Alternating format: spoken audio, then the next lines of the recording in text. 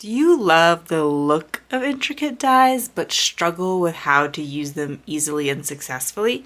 Hi, I'm Jess from JessCrafts.com, and I'm here to help you make the most of your crafty supplies and time. So let's get making. Today I want to focus on some tips and tricks that I have found that were successful with intricate die cuts because I love the look of them, but they're a little bit fussier than I would like, and so finding ways to make that less true has been really helpful to me. So this is just personal experience. My biggest tip, you have to do this, I feel like, is use adhesive sheets. I bought Stick It when it first came out and it was super popular, and then I didn't use it because it's expensive, and I'm like, well, it has to be worth it. Like, glue is so cheap. But it's game changing in terms of using adhesive sheets instead of using glue. It is so fussy to glue little tiny words and little tiny die cuts down. Whereas if they just have the adhesive on the back already, it is so much easier. So I think this is when it is worth the price. So this is where you're gonna have that crafty splurge. There's other ways to save in the craft room. This isn't it. I find the Ken Oliver Stick It to be the best. There is also scrapbook.com double-sided adhesive sheets. I think they're great too, but the Stick It is just a little bit thinner, and thinner is gonna be the way to go. Now, the dies that I'm using today are from Spellbinders. They were sent to me in exchange for designs, so I just want to be clear about that relationship. But I'm going to be using some of their new Tinsel Time collection. I have the Tinsel Time Sentiments, and then this gorgeous train, the Holiday Express. And yeah, if I didn't use some of these tips, I would have probably, I don't know, these dies are so beautiful, but I would have used them a lot less without these tips. Okay, so I want to apply my Stick It adhesive, and I just want to share a couple of ways to make it even better. It helps if you are using the side that actually peels off. It was never gonna work on the other side. Okay, so you want to peel it off, cut it to about the size you need. I need some black for the wheels of the train, but black is always great for sentiments as well. And you really want to burnish this down. You want to make sure you've transferred the adhesive as much as possible. You can use a bone folder. You can just use your hand. You can use a old gift card. I have this stencil scraper. I forget who makes it, but there's a million things in your craft room that will do the job, but just really scrape it down. And this will make sure that when you do the die cutting, you have the best chance of the adhesive still sticking on the back and not any little random bits that didn't get adhered. There's a couple of things to think about. If you run this through your die cut machine and it doesn't cut through this backing sheet, that's okay. You don't need it to fully cut through the backing sheet.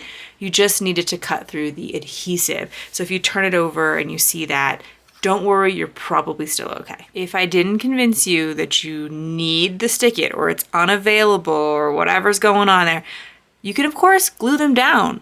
It does take a little bit more time because then you're handling these little fiddly things and they can bend. And then if I use the Stick It adhesive, I can use a thinner cardstock, which die cuts better, and I'll talk a little bit about that. Because I kind of feel like I need to use a thicker cardstock when I'm using glue, because otherwise then I bend it. But if you have to use glue, of course it works, use a glue that absolutely dries clear. This top one is Stick It adhesive, this bottom one is glue. I don't even think this zoomed in you can see the glue, but maybe a little bit.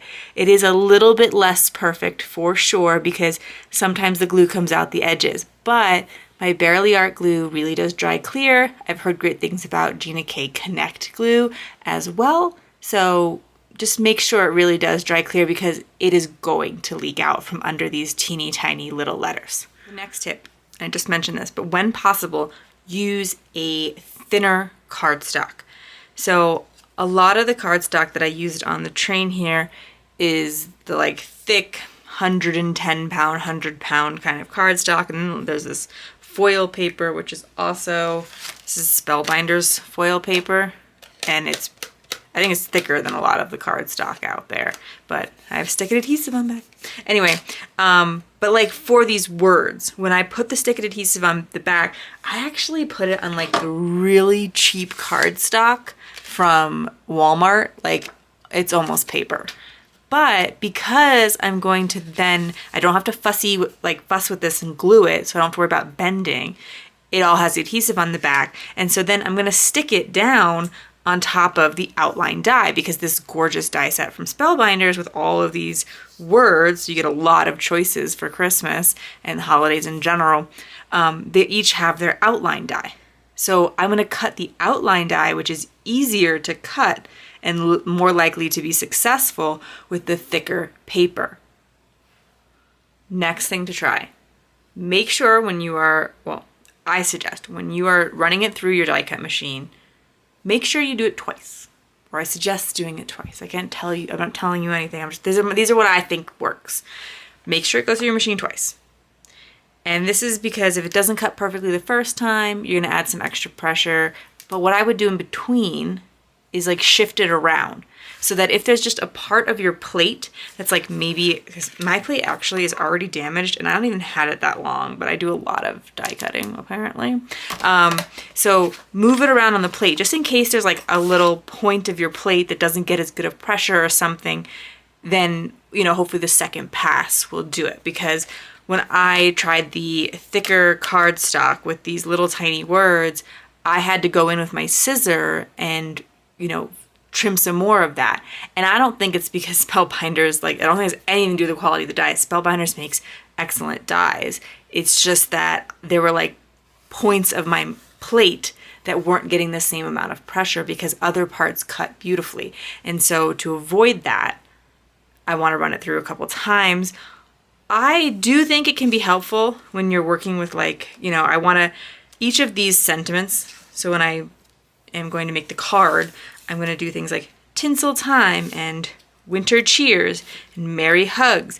I need to cut 2 words for every sentiment. And if I'm going to make more than one card, I'm going to be doing a lot of cutting. So what I love is that Spellbinders often saves you a lot of the trouble, because, for instance, on this really intricate train die, they've grouped a bunch of the dies that you would probably die cut in the same material together on one single die. You're not working with little itty bitty dies.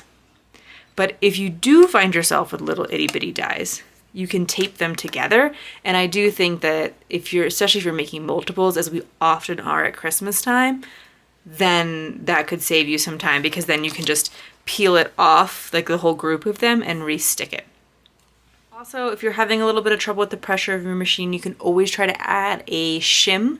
I recommend starting with just like one thick piece of cardstock as a shim, but of course you have to be careful with your machine. Don't ever force anything. Follow manufacturer's instructions. I don't want anyone like to break their machine on my account, but it could sometimes help to even out that pressure to add a shim, but just be very careful and never ever force your machine, and I wouldn't want anyone to hurt themselves or the machine. Next up, after you cut the dies, there's going to be little like inside bits that you want to remove. And if you had like a large cover plate die, Spellbinders has a tool-in one that allows you, it has like these stiff bristles that allow you to kind of just rub all the little inside bits out. So kind of a stiff bristle like this. I don't think that works very well for like words, although, you know, it did get a few of them out. It certainly can, but like then it's going to get caught on the words and bend them up, that kind of thing. So any sort of like, this is a tool from, I think this is Trinity Stamps, but Studio Katia makes one too. I don't know. I've been happy with this one. And the one end is to help you to put your like sequins down and stuff. And then this other end is just kind of a blunt tip that you can use to poke things out. And you probably have this, but I think it's particularly important with intricate dies because a lot of times your dies will come out, but when they're so delicate like this, trying to pull them out could lead to them getting bent, misshapen, torn, etc. So I think it is easier to just have stuff on hand. And so here's an example where like the backing sheet didn't completely die cut through, but this is still sticky and my word is still in fine shape and is going to be successful. And not only can you poke the die out of the tool, you can then poke the centers out of the letters and all of that. And that is, to me, much easier than trying to like get in there with my fingers. I mean, especially with intricate dies, like my fingers are not small enough. That's not going to work. So as much as sometimes these tools may seem a little like, do you really need that? I find that intricate dies can be frustrating, but beautiful, and I want to do them, but I need something that makes it a little easier. And so I want to have all these little tools at hand. My last tip before I get to turning this into a finished card is that I think it's helpful to have an example. So this is not how Spellbinders packages their things. Their packaging is beautiful, but because this is like an advanced copy, I did not have the backer sheet that comes with it, and I find that really helpful, especially with like something that has lots of little pieces like this train die. So I want to know, what did the designer intend for it to look like at the end? Because I don't know about you, but I have occasionally got a die set and put it together the way that I thought, because I wasn't paying attention, that I thought that it should go, and turns out it was wrong. I think it was a coffee cup die that I was just like, oh yeah, that looks better when I did it the way the designer intended, shockingly.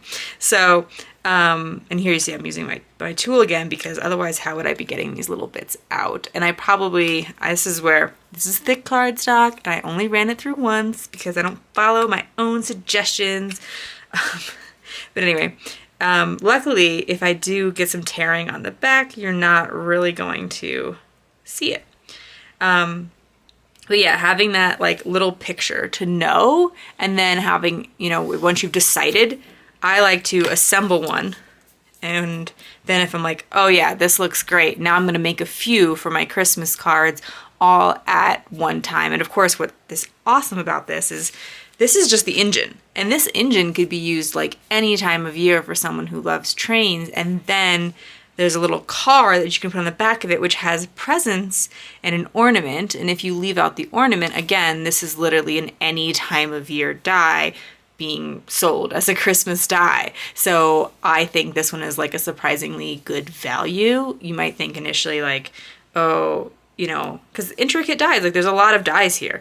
There's a lot going on, and it's a beautiful design. So you really want to be able to make sure you're getting the most of it. And so choosing a die set that you can use beyond the season that it's intended for helps with the value quite a bit. All right, so if I've taken all that time to make my intricate dies and I've cut all the little pieces and I've assembled them, I kind of want the card making to get a little bit easier from here on out, because this is where I put all my like love and attention. And that is often true when I do a lot of coloring too. Like sometimes I'll color an image, kind of a bigger image, and I want to keep the card simple from there, because that's how I put all my love and attention into the card. So my suggestion would be using something like my no scrap templates, because this will tell you exactly how to cut your paper and then assemble it. And now, after you spend all that time, we've made things much, much faster to get to our end point. So this is Spellbinders pattern paper. It's actually from their birthday collection, kind of continuing that theme of like their products are very versatile and can be used outside of the intent. This is, it's a Cheerful Occasions paper pad. This template tells you how to make 2 5x7 cards from one sheet of 6x6 paper. So you start by cutting your 6x6 paper in half to 3x6, and then you're gonna cut off 2 little 1-inch chunks, and you'll be left with a 3x4-inch chunk, and that is like the main focal point where you're gonna add your embellishments and your sentiment and all of that. So I decided to just go with the train engine because I was sort of thinking ahead and knew I would have a smaller area for it. And it's a lot faster to only do just the engine versus, you know, also adding the train cards, which would be great for like a really special card. But since I'm going to make a few of these, I wanted to go a little bit simpler. And then this is the Spellbinders pomegranate cardstock. And I'm going to use that same red for my mats, just to keep things like really consistent and make sure my reds are matching. So I'm going to cut my mats 1/4 inch bigger. So this was 3 by 4. And so then I need 3 1/4 by 4 1/4. So cut that to 3 1/4, 4 1/4, and then those 3 by 1s will need 1 1/4. So this is probably the most efficient way. I'm gonna get them all out of a piece of cardstock. And I'm just, instead of measuring to 1 1/4, I'm cutting, like I'm moving the paper 1 1/4 inch down and then making my cut. I find that that's just a little bit easier for me personally, but you do you.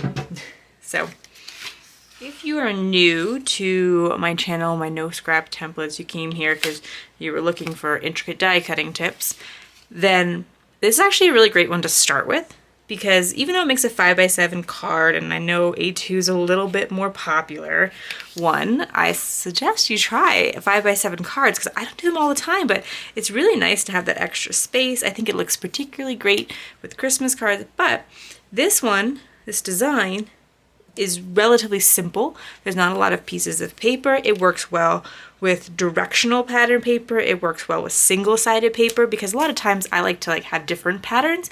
But with this sketch, when you just do the same pattern all the way down, I think it actually adds to it and looks almost better than if you were to mix up the paper. So it's like if you had a stack of 6 by 6 paper you were looking to get through, and you know, we're not doing the intricate dies because they're going to take a long time to finish a stack of paper, but this would be a sketch, I would say. You know, go pick up a pack of 5 by 7 cards and just get chopping up your 6 by 6 paper with this sketch, because it will look good with so many kinds of paper.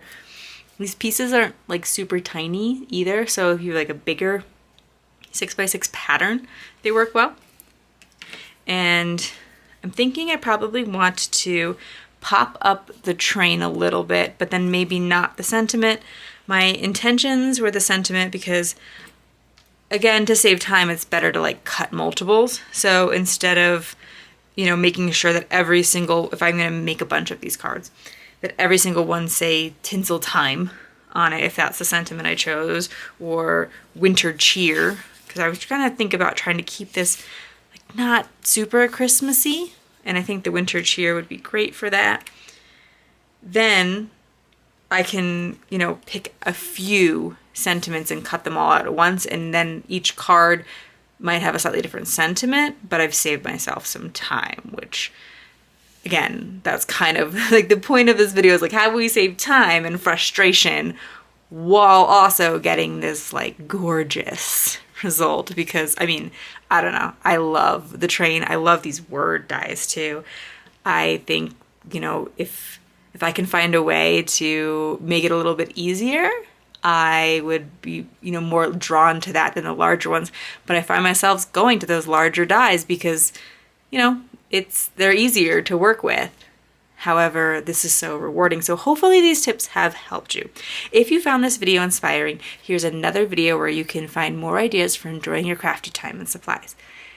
If you like this video, please give it a thumbs up and share it with your crafty community. You can subscribe and click the bell so you don't miss the next template or tutorial. And I will leave all the product links in the video description below. Thanks so much for watching. Bye!